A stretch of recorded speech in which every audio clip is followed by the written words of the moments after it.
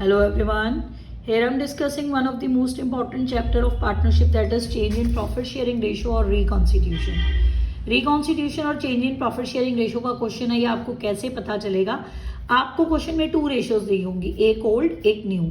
जो न्यू है वो ड्यूरिंग द ईयर चेंज की होगी बाय पार्टनर्स।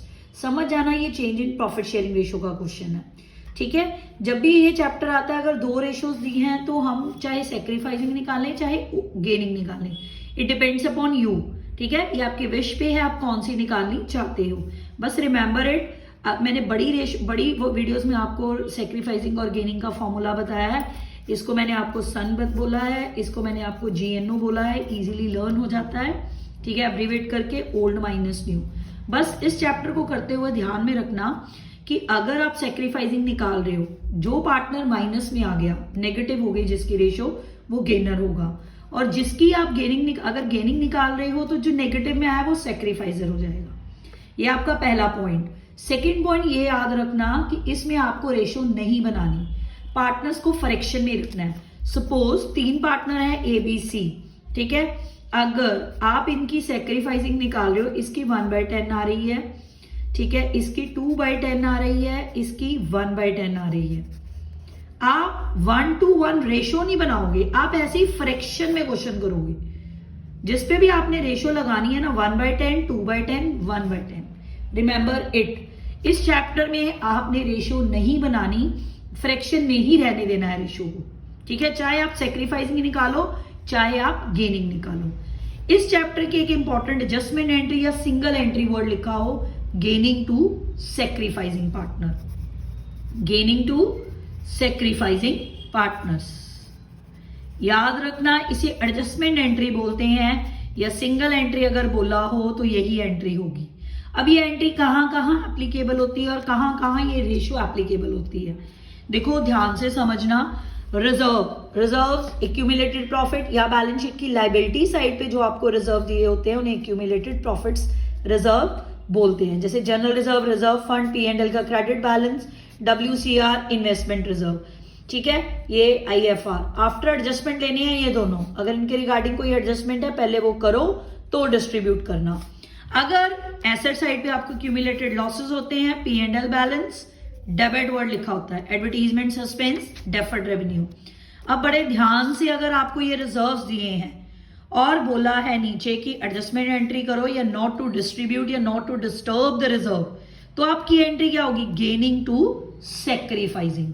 अगर आपको ये दोनों दिए हैं, एसेट साइड और लायबिलिटी साइड दोनों, यानी कि एक्यूमुलेटेड प्रॉफिट्स भी एक्यूमुलेटेड लॉसेस भी, तो आप क्या करोगे? पहले रिजर्व्स में से एक्यूमुलेटेड लॉसेस, यानी कि एक्यूमुलेटेड प्रॉफिट्स में से एक्यूमुलेटेड लॉसेस का डिफरेंस लोगे, उसकी एंट्री करोगे गेनिंग टू सेक्रीफाइसिंग। अब जो एंट्री करोगे ना वो फ्रैक्शन में करोगे, फ्रैक्शन में। चाहे आप सेक्रीफाइसिंग रेशियो निकालो चाहे आप गेनिंग, आप रेशियो नहीं बनाओगे। जो ये फ्रैक्शन में आंसर आ जाएगा उसी में आप डिस्ट्रीब्यूट कर दोगे, ठीक है। सपोज करो यहाँ 10,000 के आपके रिजर्व थे, 2,000 का ये था, 8,000 आ गया, 8,000 का 1/10, 2/10 आप ऐसे करोगे, ठीक है। नेगेटिव को, ये नेगेटिव का साइन मत लगाने बैठ जाना, ये नेगेटिव इंडिकेट कर रहा है कि वो पार्टनर गेनर है। अगर आप गेनिंग निकाल रहे हो, ये नेगेटिव इंडिकेट कर रहा है कि वो सेक्रीफाइजर है। एंट्री आपकी यही होगी, गेनिंग टू सेक्रीफाइसिंग। अगर सिंपल जनरल एंट्री लिखा है कि डिस्ट्रीब्यूट कर दो रिजर्व हो, तो आपको एंट्रीज आती हैं, रिजर्व टू पार्टनर्स कैपिटल, अगर फिक्स्ड है तो करंट ओल्ड रेशियो में। एक्यूमुलेटेड लॉसेस को partner capital, current account to accumulated losses, कौन सी रेशियो में? ओल्ड रेशियो में, ठीक है। Clear. Next important point goodwill का है। गुडविल की अगर एडजस्टमेंट एंट्री है, सिंपल, नीचे आपको एडजस्टमेंट में आपको गुडविल दे रखी है, फर्म की दे रखी है, गेनिंग टू सेक्रीफाइसिंग करोगे।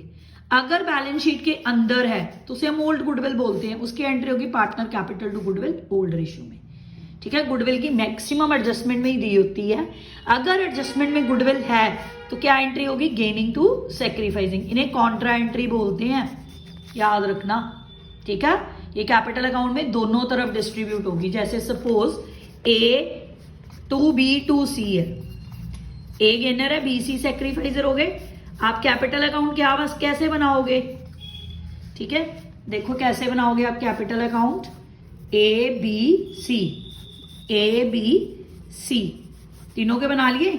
अब क्या एंट्री करी थी, A to B to C, 2B to C, पैसे किस में डालोगे, A में, यहां लिखोगे बाय A, B और C में, इसे बोलते हैं कॉन्ट्रा एंट्री।